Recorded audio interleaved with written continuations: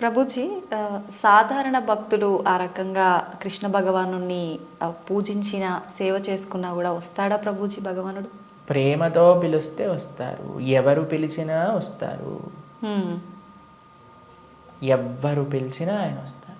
వ్యాధస్య ఆచరణం ధ్రువస్య వయః విద్యా గజేంద్రస్య కా కుబ్జాయాం కిము నామ రూపమధికం కిం తత్సుధామోదనం వంశక్కో విదురస్య యాదవపతేరుగ్రస్య కిం పౌరుషం భక్త్యా టుష్టతి నహి గుణైర్భక్తి ప్రియో మాధవ.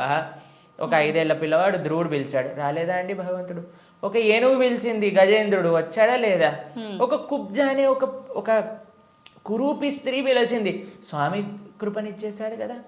ఉగ్రసేన మహారాజు, సుధామ, ఆయన పాపం డబ్బులే లేవు. కృష్ణుడు ఏ కులాన్ని చూసో లేదా జ్ఞానాన్ని చూసో లేదా డబ్బుల్ని చూసో అందాన్ని చూసో వయస్సుని చూసో యోగ్యతని చూసో రాడండి. భక్త్యా టుష్టతి నహి గుణైర్భక్తి ప్రియో మాధవ. కృష్ణుడున్నాడు, స్వామి పలుకుతాడు అనే నమ్మకంతో ఎవరైతే పిలుస్తారో, ఇప్పుడు ఎవరైనా ఆ శ్రీ భగవంతుడి యొక్క విగ్రహాన్ని చూసి ఇది బొమ్మ అనుకుంటే బొమ్మలానే ఉంటాడండి. ఇది మట్టితో చేశారా అంటే మట్టే ఉంటాడు. స్వామి ఉన్నాడు అని నమ్మితే ఎక్కడైనా భగవంతుడు ఉంటాడు. ఎవరైనా చెప్పారనుకోండి, అరే ఈ మట్టి విగ్రహంలో భగవంతుడు రావటం అపరాధం అని అంటే వాడికి భగవత్ తత్వం గురించే తెలియదు. మీకు ప్రేమ ఉందనుకోండి, ఎక్కడ పిలిచినా ఒక వ్యక్తి వస్తారు. అవునా కదా చెప్ప? అవును ప్రభుజీ. మేము ఒక ప్రోగ్రామ్కి వెళ్ళామండి. అయితే వాళ్ళు అన్నారు, ప్రభుజీ మా ఈ చిన్న ప్రోగ్రామ్కి వస్తారని మేము అనుకోలేదు ప్రభుజీ, కానీ పిలవంగానే మీరు వచ్చారు. ఒక చిన్న వ్యక్తినండి, ఒక ఇన్సిగ్నిఫికెంట్ పర్సన్ లైక్ మీ ఒక దగ్గరికి వెళ్తే వాళ్ళు ఎంత ఆనందపడ్డారు, అరే మా ప్రదేశానికి కూడా వస్తారా, మా ఇంటికి వస్తారా ప్రభుజీ అని ఆనందపడ్డారు. అదే ప్రేమతో పిలిస్తే భగవంతుడు రాడు ఈ వస్తువులోకి అని చెప్తే అసలు భగవంతుడు ప్రేమ ఉన్నట్టేనా? అసలు ఆయనకు భగవంతుడి గురించి తెలిసినట్టేనా? కాబట్టి ఎవరైతే విగ్రహాలను దూషిస్తారో most unfortunate and most ignorant people in the entire creation. మా స్వామికి మనం అంటే ప్రేమ, మనందరం అంటే ప్రేమ, కాబట్టి మనం ఎక్కడికి పిలిచినా ఆయన వస్తారు. కాబట్టి ఆ ప్రేమ ఎవరు పిలుస్తారు అని కాదండి, ఎవ్వరు పిలిచినా సరే ప్రేమతో నమ్మకంతో కృష్ణుడు ఉన్నాడు. ద్రౌపదీదేవి పిలిచినప్పుడు రాలేదా అండి? ఏమైనా చూసుకున్నాడు ఆయన? యోగ్యతలు ఏం చూసుకోలేదే. ఎవ్వరు పిలిచినా ఆయన వస్తారు అనమాట. ఆయన రెడీగా ఉంటారు, ఆయన ఇలా ఉంటాడు, రెడీ టు జంప్ అన్నట్టుగా. ఎవరు పిలుస్తారు, ఎవరి దగ్గరికి వెళ్ళాలి అని. కానీ మనం ఏం చేస్తామండి, మన సంరక్షణ మనం చూస్తాం. అయ్యా నేను ఎలా నన్ను కాపాడుకోవాలి అని చూసుకుంటాం. కాబట్టి ఆయన హ్యాపీగా అక్కడ ఉంటారు. అయ్యా నాదేం బాధ్యత కాదు స్వామి, నీదే తండ్రి అని మనం చేతులు ఎత్తేసాం అనుకోండి, ఆయన మనల్ని కాపాడు. ఓకే ప్రభుజీ, కృష్ణ భగవానుని అవతార పరిసమాప్తి ఎలా జరిగింది ప్రభుజీ? భగవంతుడి యొక్క మీరు అడిగినట్టుగా కరెక్ట్ విషయం అడిగారు. అవతార పరిసమాప్తి ఇలా చెప్పాలి కృష్ణుడిని సంబోధించినప్పుడు, లేదా రాముడిని, ఏ భగవంతుడి యొక్క అవతారమైనా సరే. భగవంతుడికి పుట్టుక ఉండదండి. జన్మ కర్మచమే దివ్యం. భగవంతుడు ఏం చెప్పారు? ఆయనది దివ్యమైన జన్మ. దాన్ని మనం అవతారము అని అంటాం. ఇప్పుడు మీరు ఎప్పుడైనా చెప్తారా, రోజు ప్రొద్దున పూట సూర్యుడు పుడతాడు, సాయంత్రం పూట చనిపోతాడు అని అంటారా? లేదు. ఏమంటాం మనం? సూర్యుడు ఉదయించాడు, అస్తమించాడు, అంతేనా? అవును ప్రభుజీ. భగవంతుడు కూడా ఉదయిస్తాడు, భగవంతుడు కూడా అస్తమిస్తాడు. సూర్యుడు అస్తమిస్తాడు అంటే పోయినట్టేనా? ఇంకా ఆయన నీకు కనిపించట్లేదు, కానీ ఇంకెక్కడ ఉన్నట్టే కదా. అవును. ఇప్పుడు మనకి ఇండియాలో సూర్యాస్తమయం అయిపోయింది అని అంటే ఇంకో దేశంలో సూర్యోదయం అవుతున్నట్టు కదా. కాబట్టి భగవంతుడు ఎప్పుడూ ఎల్లప్పుడూ కూడా ఆయనకి మరణము అనేది ఉండదు, జన్మ అనేది ఉండదు. ఆయన మన పైన కృపతో అవతారాన్ని స్వీకరిస్తారనమాట. ఓకే, మీకు ఒక విషయం చెప్తాను. కొంతమందికి మెమరీ లాస్ పేషెంట్స్ ఉంటారు. మెమరీ లాస్ పేషెంట్స్ దగ్గరికి ఏం చేస్తారంటే అండి, వాళ్ళకి ఇంతకు ముందుండే మెమరీస్ని చూపిస్తారనమాట. వాళ్ళ పిల్లల్ని, లేదా వాళ్ళు చిన్నప్పుడు తీసిన ఫొటోస్ని, వాళ్ళు ఉన్న ఊర్లని, అవన్నీ ఇలా చూపిస్తూ ఉంటారనమాట. చూపిస్తూ ఉంటే కొన్నిసార్లు ఏదో ఒకటి వాళ్ళ బ్రెయిన్కి ఇలా క్లిక్ అయ్యి అప్పుడు వాళ్ళు గుర్తుపట్టడం ప్రారంభిస్తారనమాట. వాళ్ళు ఎక్స్టర్నల్ కాన్షియస్నెస్లోకి వస్తారు. భగవంతుడి యొక్క అవతారం ఎందుకోసము అని అంటే మనందరం ఈ సంసార సాగరంలో పడి కొట్టుకుపోతున్నాము. ఏదో మనం కూడా మెమరీ లాస్ అయిపోయినట్టు ఇదే నా వాళ్ళు, ఇదే నా ప్రపంచం, ఇదే నా ఇల్లు అని తిరుగుతున్నారు.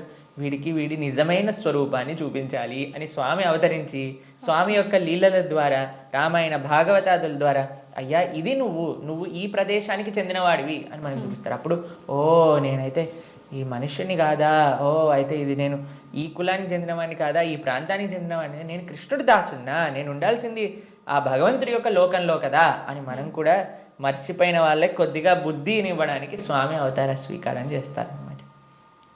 మనందరం పడిపోయి ఈ సముద్రంలో పడిపోవటం అంటే ఏంటండి? మునిగిపోవటం. అవును. కానీ సముద్రంలో మునిగేవాడిని కాపాడాలి అని అంటే ఎక్కడో ఆకాశం నుంచి కాపాడలేం కదండి, ఆయన కూడా సముద్రంలోకి రావాలి కదా. అలా భగవంతుడు కూడా ఈ ప్రపంచంలో దిగి మనల్ని పట్టుకొని బయటికి తీసుకురావడానికి ఆయన ఒక అవతారాన్ని స్వీకరిస్తారు. ఆ ప్రయోజనం అయిపోయినట్టు ఏంటి ప్రయోజనం భగవంతుడు అవతరించడానికి? భగవద్గీతలో కృష్ణుడు చెప్పారు, యదా యదా హి ధర్మస్య గ్లానిర్భవతి భారత. అయ్యా, ఎక్కడైతే ధర్మం నశిస్తుందో అక్కడక్కడ నేను అవతరిస్తా. పవిత్రానాయ సాధూనాం వినాశాయ చ దుష్కృతాం ధర్మ సంస్థాపనార్థాయ సంభవామి యుగే యుగే. అయ్యా, ఎక్కడైతే భక్తుల్ని కాపాడాలో, ఎక్కడైతే అధర్మాన్ని నాశనం చేయాలో, ధర్మాన్ని స్థాపన చేయాలో అక్కడ నేను అవతరిస్తాను అని. కాబట్టి అప్పుడప్పుడు భగవంతుడు వివిధ రూపాలలో అవతరిస్తారు. అవతారం అయిపోయింది అంటే ఆ ప్రయోజనం అయిపోయింది అన్నప్పుడు అవతార పరిసమాప్తి చేస్తారనమాట. కాబట్టి చాలామంది కృష్ణుడు చనిపోయాడు, కృష్ణుడు పుట్టాడు. కృష్ణుడు పుట్టలేదండి, కృష్ణుడు చనిపోలేదు. కృష్ణుడు అవతరించారు, కృష్ణుడు అవతార పరిసమాప్తి చేశారు. మనం పుట్టంగానే అని ఏడుస్తూ ఉంటారు. ఏడవకపోయినా సరే, ఎవరైనా ఏడవకపోతే ఏం చేస్తారంటే డాక్టర్ వచ్చి రెండు వేస్తాడనమాట, ఏడవాలి మనం. కానీ కృష్ణుడు పుట్టినప్పుడు తెలుసా అండి, నవ్వుతూ పుట్టాడు. అమ్మ నాన్న ఆశ్చర్యపోయాడు. జలధరుదేవు నాజాను చతుర్బాహు సరసీలు జాక్షు విశాలాక్షు జారు గదా శంఖ చక్ర పద్మ విలాసు కంఠ కౌస్తుభమణి కాంతిబాను కమనీయ కటిసూత్ర కంకణ కేయూర శ్రీవత్సలాంఛనాంచిత విహారు సురకుండల ప్రభాయుత కుంటల లాటు వైఢూర్య మణి గణవర కిరీటు బాలు పూర్ణేందు రుచిజాలు సుగుణాల బాలు భక్తలోక పాలు కృపావిశాలు జూచి తిలకించి పొలకించి యొబ్బి చెలరేగ వసుదేవుడు ఉత్సహింపే అని అంటారనమాట భాగవతంలో. అంత ఆనందపడిపోయేవారు కృష్ణుని చూశాక. వసుదేవుడు పుట్టంగానే శంఖచక్ర గదా పద్మములు పట్టుకొని వసుదేవుడు అంతా ఆనందపడ్డారనమాట కృష్ణుడు అవతరించినప్పుడు. ఎప్పుడైనా మీరు చూసారండి పిల్లవాడు పుట్టినప్పుడు నాన్న అమ్మ బాగున్నారా మీరు అని అడగటం? కానీ కృష్ణుడు పుట్టంగానే వాళ్ళ చరిత్రలు మొత్తం కూడా చెప్తారు, వసుదేవుడిది ఇంకా దేవకీ దేవిది. దాంతోపాటు ఎంత ఆనందంగా అంటే చతుర్భుజ రూపంలో ఎవరైనా పిల్లలు చూసారా శంఖచక్రం పట్టుకొని రావటం? లేదు. కాబట్టి మనందరం ఏడుస్తూ పుట్టాం కాబట్టి మనది జన్మ. కానీ కృష్ణుడు నవ్వుతూ ఆయన యొక్క స్వరూపంతో అవతరించి తల్లిదండ్రుల్ని ఉద్ధరింపజేయడానికి స్వీకరించిన అవతారము అని అంటారు.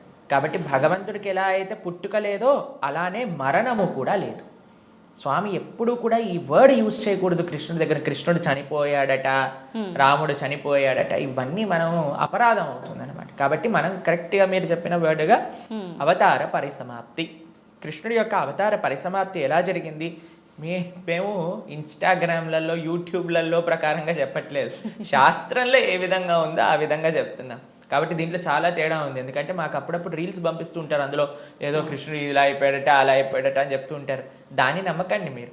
మీరు శాస్త్రాన్ని అధ్యయనం చేసిన వాళ్ళు ఏం చెప్తున్నారు, అలానే ఇప్పుడు ప్రతి ఒక్కరు కూడా కృష్ణుడి గురించి మాట్లాడడానికి రెడీ అయిపోయారు. ప్రతి ఒక్కళ్ళు కూడా ధర్మం గురించి మాట్లాడడానికి రెడీ అయిపోయారు. ప్రతి ఒక్కళ్ళు కూడా సాధువుల్ని ప్రశ్నించడానికి రెడీ అయిపోయారు. కానీ సాధన ఏమీ లేదు, శాస్త్ర అధ్యయనం ఏమీ లేదు, సేవ ఏమీ లేదు. ప్రతి ఒక్కరికి మైక్ వచ్చింది కదా, కెమెరా ఉంది కదా అని మాట్లాడుతున్నారు అనమాట. కానీ అది కాదండి కరెక్ట్ విధానం. తత్విద్ధి ప్రణిపాతేన పరిప్రశ్నేన సేవయా ఉపదేశంతి తే జ్ఞానం జ్ఞానినః తత్వదర్శినః. ఒక గురువు దగ్గరికి వెళ్ళి సేవ చేస్తూ ఎంత కష్టం తెలుసా అండి మీకు? ఒక విధంగా శాస్త్రం విషయాలు నేర్చుకోవాలి అని అంటే ఆ నమ్మకం, ఆ డెడికేషన్, ఆ ఇంట్రెస్ట్, ఆ సేవ, పరిప్రశ్న ఇవన్నీ కావాలి మనకి.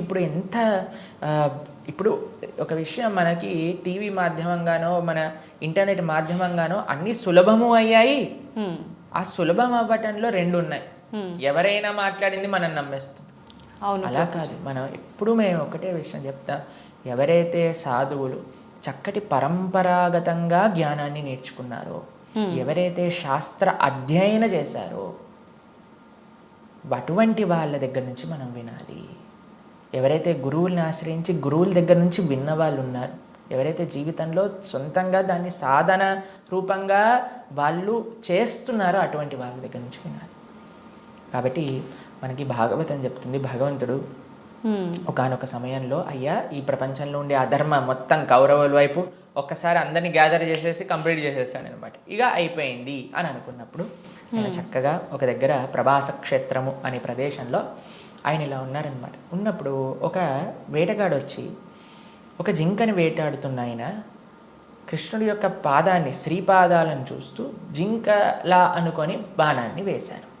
వేసినప్పుడు అది కృష్ణుడి యొక్క పాదానికి తాకింది. మీకు ఒక విషయం చెప్తాను, లాజికల్గా ఆలోచిద్దాం. మీ అందరికీ లాజిక్ థింకింగ్ చాలా ఎక్కువ కదండి. పాదాలలో బుల్లెట్ దిగింది అని అనుకుందాం, బాణం కూడా పక్కన పెట్టేసేయండి, చనిపోయాడు అని మీరు ఎప్పుడైనా విన్నారా? లేదు. మన సీరియళ్ళల్లో సినిమాలలో అయితే ఇక్కడ బుల్లెట్ తగిలినా సరే లేచి నించొని మళ్ళీ మాట్లాడిన వాళ్ళు ఉన్నారు.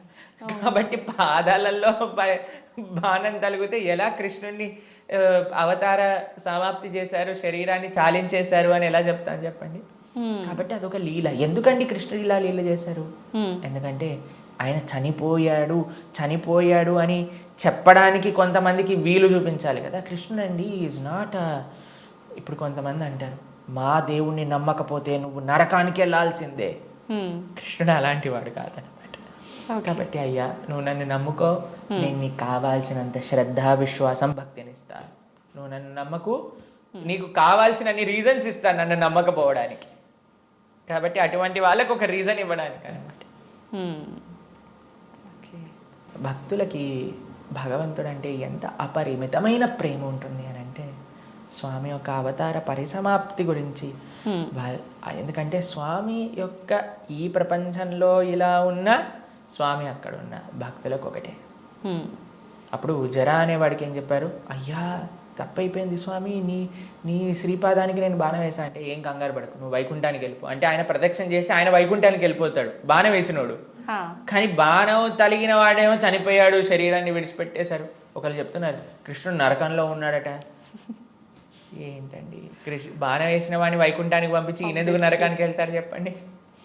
కాబట్టి భాగవతం ఏం చెప్తుంది అని అంటే ఆయన కృష్ణుడు అలానే నవ్వుతూ అందరూ దేవతలందరూ కూడా వాళ్ళ వాహనాలలో ఆకాశాన్ని మొత్తంలో కూర్చొని అయ్యా మా కోసం నువ్వు అవతరించావు, ఇంతమంది దుష్టుల్ని సంహరించావు అని పుష్పవృష్టి కురిపిస్తుండగా స్వశరీరంతో, అలాని శరీరం వదిలేసి కృష్ణుడు ఆత్మ వెళ్ళిపోయింది. కృష్ణుడికి ఆత్మ మనలాగా శరీరం వేరు కాదు, ఆయన సచ్చిదానంద స్వరూపం. మొత్తం ఆయనకి ఆత్మ వేరు, శరీరం వేరు, హార్ట్ వేరు అలా ఉండదండి. స్వామి ఒకటే ఒక అద్భుతమైన స్వరూపం అనమాట.